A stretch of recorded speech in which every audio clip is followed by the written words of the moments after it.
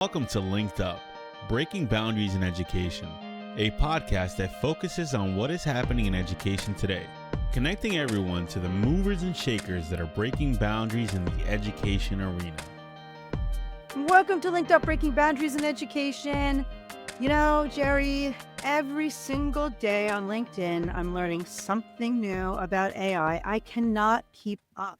And sometimes I even say, oh, I'm going to go try that. And I think, well, by the time I really have time to get to it, it's going to be changed. So let me see when next week, what's new, and then really dig in.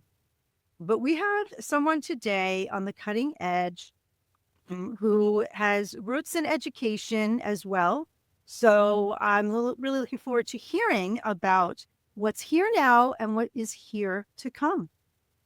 Yes, I am so excited. I have met Arman, our guest today, at several different conferences. Yeah. And he's always kind of a rock star that everyone wants to get to talk to because he has created a product called Brisk. And I don't want to talk about it too much because I want him to, first of all, welcome Arman. And second of all, tell us a little bit about yourself and your journey to Brisk. How did you come to this product? Absolutely. Well, what an introduction. I feel like I can only let folks down after that really kind introduction. But my name's Arman. I am the founder of Brisk, an AI tool for schools and districts. I have a little bit of a roundabout path towards, founding Brisk. So I started in college and high school, I always wanted to work in government, actually. I watched this TV show, The West Wing, and, really wanted to go out to DC to kind of live that glamorous life. So I did that in 2017, right after college, but ended up leaving in 2017 to join the Chan Zuckerberg Initiative, which is a philanthropy, and I joined their education team there. Right. And really early on, I felt like I had a lot of ideas about how we could improve the lives of educators. I'm really identifying the fact that capacity was this big limitation that really prevented teachers from actually implementing high quality instructional materials and the pedagogies we were trying to align instruction with. And so ended up building a product called Notebooks, which was in some ways Google Docs, but really designed for the classroom. But realized over time that building more and more tools for teachers in some ways was adding a lot of fragmentation in educators' lives. And so in some ways felt like, our product was great. Once you were in the system, it was great, but it also realizing that we were just one of over 100 other tools that a teacher was balancing in a given school year was just too much. So later, after 5 years, I left CCI and I joined and I explored a couple of ideas around ed tech. I was really excited when I saw what AI could do in the classroom, things around feedback, lesson planning, differentiation, things that teachers, really, spend a lot of time doing that are really, really important in the classroom, but just sometimes don't get implemented with fidelity because educators just simply don't have enough time. And so got really excited about the opportunity here, but also felt like my experience with Notebooks informed my own beliefs that, educators didn't need yet another tool. And so when we built Brisk, we built it as an extension on purpose that sits within the teacher's browser that kind of works wherever the teacher works and can kind of pull that context as a starting point. So if you haven't used Brisk is an AI-powered Chrome extension or Microsoft Edge extension. We work with whatever browser you're working, and it plugs in to be able to help you do a couple of things. You can open a web page, change the reading level instantly. You can create content like quizzes and presentations and resources directly in the formats that you're using, like Microsoft Word and Google Docs, so no copy pasting. You can also give feedback on student work, so being able to open up any assignment and instantly draft feedback wherever you're at. And then also the ability to create student-facing AI activities. So being able to take the content you're using as a teacher, create an AI tutor or an AI check for understanding or an exit ticket, and then share that with students so that they can engage not just with the AI chat, but with the material you're teaching. We've been on a crazy growth trajectory over the last year and a half, and now 1 in 5 teachers in the US now use Brisk. And so we're really excited about that next chapter. of Brisk, as we really continue to develop our product and go deeper, our thesis really is that the existing tools that teachers are using, all of them, need to be reimagined in the world of AI. And we are excited about that opportunity to kind of demonstrate that value. That's And incredible. now I know why you're a rock star. That's right. What? It out. You know what it is? You have used design thinking the way it was intended to be used, and you used empathy to understand teachers and what they really need. And I think that that has been the key to your success, because I hear firsthand from teachers, they love you because you're not one more thing on the plate. Oh, That's the yeah. idea. It really is. It makes a difference. And I think the trick there is the fact that it's an extension. That makes a difference. Because it's Yes. not something they have to go separately to. It follows them. But what I also like about it is that it's safer for students and teachers to use. Is that right? Do I understand that correctly? Because you're not really capturing data on them? Absolutely. So what's really nice about Brisk is we are only processing that data. We're not necessarily storing it. When you're using a platform, sometimes you need to upload your material. With Brisk, you're on top of your existing Google Docs. And then when you're creating content, it's going back into your Google Docs, your slides, your Word docs. And so it's in some ways a little bit, we're storing less data. Right. I'll also share that we are the top rated AI tool for schools and districts, according to Common Sense. We have a 90% score, and I think that just reflects the priority we placed on making sure that our tools are really safe and private for districts to use. Just this week, you won an award, didn't you? Brisk was fortunate enough to be championed as the top tool at ASU GSV. It was really exciting. Out of over 2,000 startups that were kind of evaluated, it seems like Brisk came out on top. And I think that's just a reflection, not just of the wonderful team I get to work with, but the community that helps us inform what we build next, because I think that's so central to Brisk's success. That's interesting you mentioned the community, because what is also new with Brisk is Club Brisk. Is that right? That is true. I'm very excited that we've launched it a couple of weeks ago. Yeah. Club Brisk is our ambassador program for select folks who really love Brisk, who have been using it in the classroom, who have been sharing about it to their school leaders or to their other teacher communities. We think community is so important, and being able to celebrate those champions who are able to develop community directly where they work or their own communities, I think is really important. And so we want to champion that. Absolutely. Excellent. Can you tell us some of the best case uses for Brisk that teachers are learning? You hit on a few of them, but I'd like to hear your opinion on what you think has been really influential for teachers. Absolutely. And I wish I could show it, because in some ways the visual is easier than describing it. So if you haven't looked at Brisk, I would definitely look on our website. I think there's some really great videos and images of kind of Brisk in action. One tool that I think when a teacher sees, their mind just is blown is our targeted feedback tool. And this really demonstrates kind of, not necessarily building a platform, but really being able to embed AI directly in the use cases for educators. So imagine opening up a Google Doc, empower up Brisk by clicking on it. You upload your rubric, and then you say, give feedback. And what Brisk will do is, rather than just giving feedback on this work, it'll actually embed that feedback directly in the Google Doc comments. So even if imagine you were writing a comment by yourself, you highlight some text and you draft feedback in those comments, Brisk actually highlights the text, opens up the comment box, drafts the content, leaves it in draft mode so you as an educator can go in and modify it. And then when you're ready, share it by pressing comment. And that's when it's posted directly to the Google Doc. And so we've found that educators really love that tool because it is so helpful. I actually showed this to a group of teachers, and a group of teachers who are skeptical about writing teachers, high school writing teachers, skeptical about AI in general. Several, one actually is Rage Against the Machine completely. She's a writer herself. She doesn't understand how, right? So, I try to show great use cases. And this is somewhat new within the past couple of weeks, I think, right? Or months.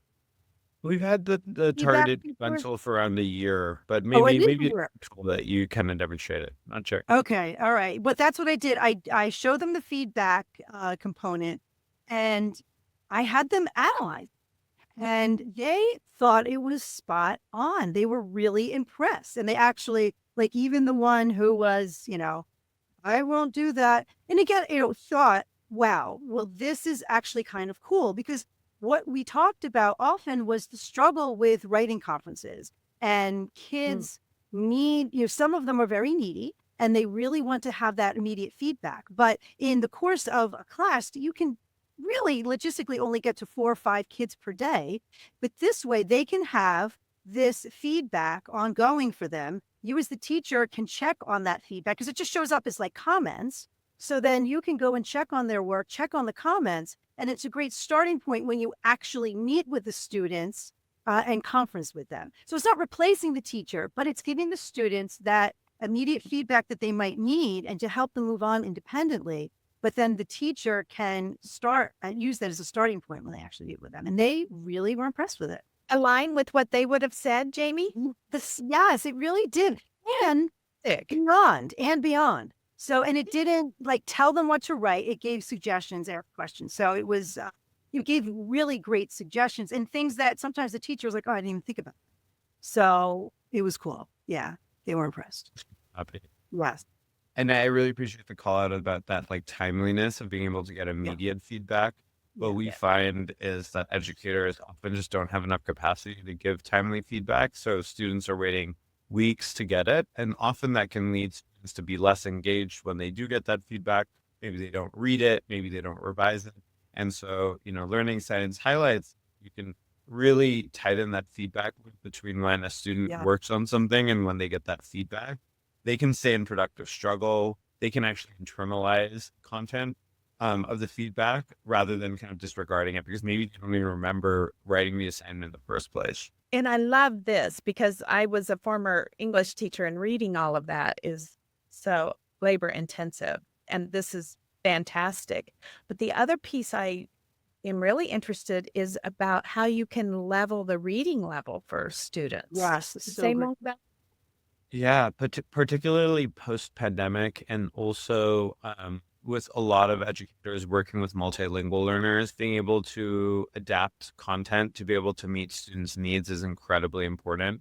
So with Brisk, you can open up any web page on the internet. You can open up a Google Doc, upload a PDF or a Word document, and you can instantly see the reading level. So we use something similar to Lexile to be able to find they'll look at the length of sentences and the types of words that are used, and then allow you to change both the reading level and the language. And I think that combination is really, really important, especially because when you're supporting multilingual learners, if you throw that content into, say, Google Translate, you'll get an adult reading level. But if you're working with a 6th grade Spanish speaker, you're not necessarily looking for something that's at a Spanish, college level translation. You're looking for a 6th grade version. And often educators can't even tell the difference. And so with Brisk, being able to level the text and also potentially change the language provides just an additional support, which I think is incredibly important. Oh, absolutely. And it really allows students to engage in discourse about what they're reading. So this way a teacher can give the same reading, the same article or whatever it may be, to whatever level reader.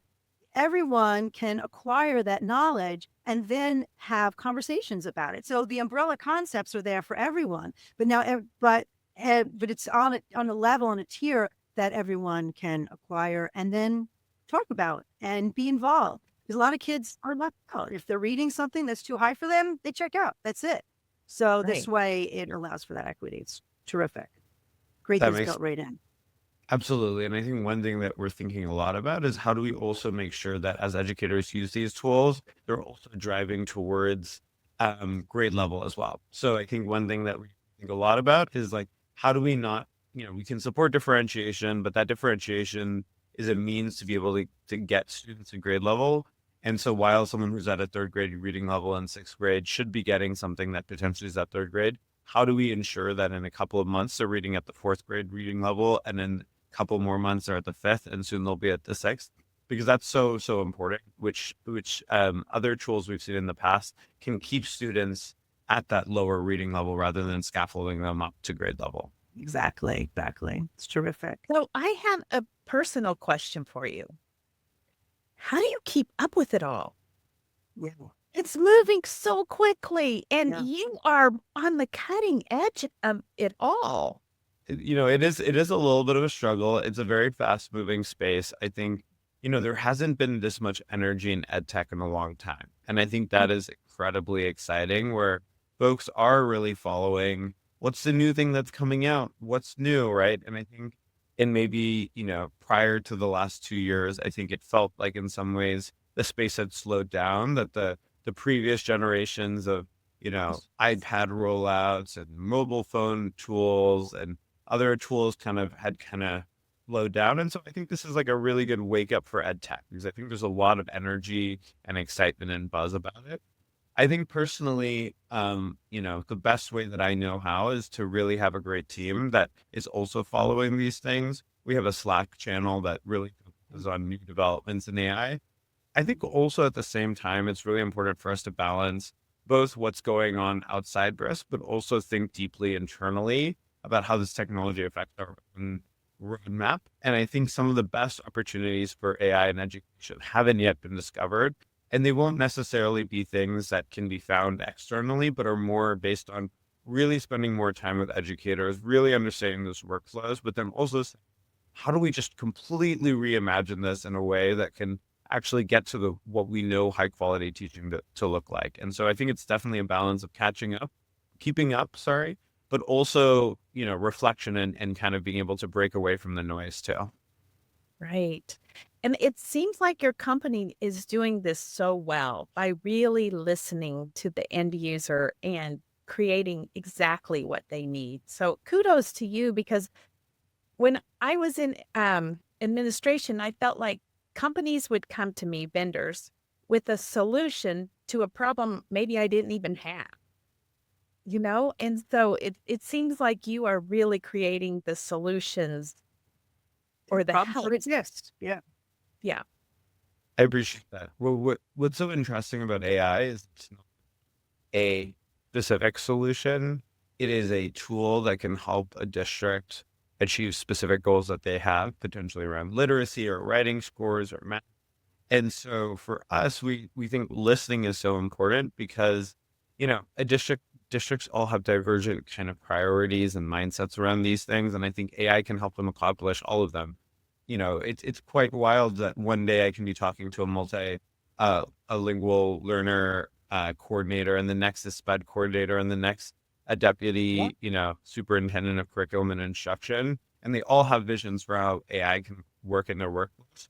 I think we're just seeing also how important it is for vendors like Brisk to be able to really listen to the districts that they work with, because those needs are different. And, how we design AI really needs to kind of align with what we're hearing on the ground.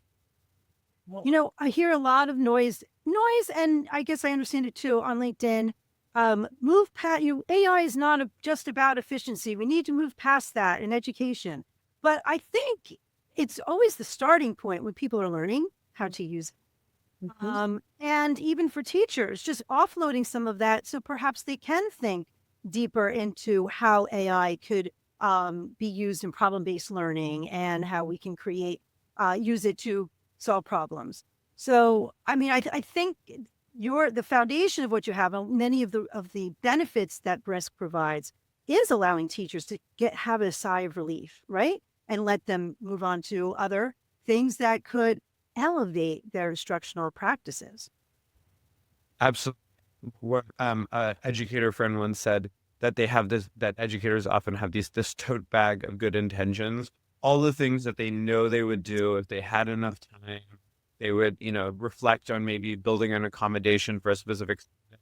There's not a lack of things for educators to do, and they're actually very aware of what they need to do, and they just simply don't have time, and often feel like a really hard trade-off between their own sanity and all the things that they need to do. And so I think with Brisk, our theory of change is really if we can really make it easy for educators to be able to implement high quality instructional practices, to be able to save time there, then they'll be able to reinvest that time in that reflective process. Those things that are important, potentially not urgent, that educators need to be doing in the classroom that they just simply don't have the resources or time to do.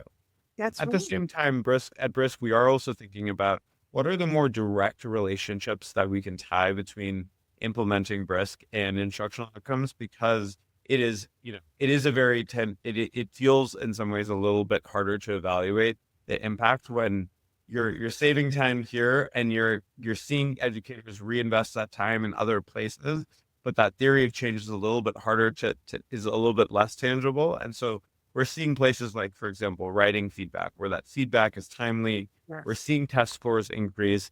And how do we just get a little bit more specific about our theory of change? Because I think that's also really important too. Yeah. Yeah. We talked about trying to keep up. Like I mentioned, every time I go on LinkedIn, there's a new announcement. There's a new this, there's a new that. And then the next day, someone else comes out with something new. Is there this race? I feel like there's this competition, and I worry about things working safely, working well, because everyone's trying to one up each other. Or is that just my perception? Or is that actually happening out there? I can definitely feel that a little bit. I think there's some really, really innovative companies in the space. I think everyone's innovating. What I actually think, though, is, the number of tools that a school district purchases is in the thousands at the very least, but more than that. And what my personal belief is that all of these tools are going to have to be reimagined in the world of AI. So your assessments platforms, your core curriculum providers, your LMSs, and everything in between are all going to have to change your SIS. And it's possible that some of the existing incumbents will be able to build some of that. Fundamentally, when you look at what the opportunity is, it's really an opportunity to reimagine some of the core infrastructure of teaching and learning. And so the companies that are doing AI, like Brisk, that started with AI, I think are actually at this really great opportunity not to necessarily compete with ourselves, but really to reimagine this entire space in a more, what I call AI native, but really in a way that, hasn't been able to change in the last 40 years, right? The SIS systems haven't changed in the last 40 years. They look the same. And I think I'm so excited about reimagining what that potential could look like in the world of AI. I'm not really concerned about, the companies that started with AI like Brisk. I think there actually need to be more of us to be able to reimagine some of those core pieces. Yeah, That is beautiful. Hey, how about another personal question? How did you come up with the name Brisk? I heard I've been trying, it's one of those things that you make what feels like not a very important decision. And then it becomes this defining part of your company. And you're like, wow, this was probably, it took us 30 seconds to think of it. When you're starting projects, you're like, okay, name is fine for now, but like, let's see where this all goes. It started as a project, right? Not even like a company. We were just trying to build something where we felt like, okay, we can change the reading level of texts. Let's try to do that with AI for a hackathon, which is like a way sometimes software engineers can try out new ideas. But I think it was because we really fundamentally at Brisk believed that that you can be able to save time with AI, but also improve the quality of instruction. Some of the other adjectives felt like they implied that there was a shortcut that a teacher was taking by using AI. And we didn't want that to be the case. We thought Brisk was the right feeling that we wanted a teacher to feel, which is it's fast, it's quick, but it's not necessarily lower quality. And we felt Brisk was the right word to kind of capture that. Yeah. Still elevated. Yeah. Absolutely. Very cool. Yes. Very cool. And you've used it so creatively at conferences. Well, A couple of the things you've done. I love them. My favorite is the brisket, or is like brisket. So we, at a lot of conferences, we have a barbecue dinner with brisket. It's always fun to kind of celebrate our educators. And we have non-veg options, or we have vegetarian options for those who are vegetarian as well. But that's always been a fun one. So I really like that one.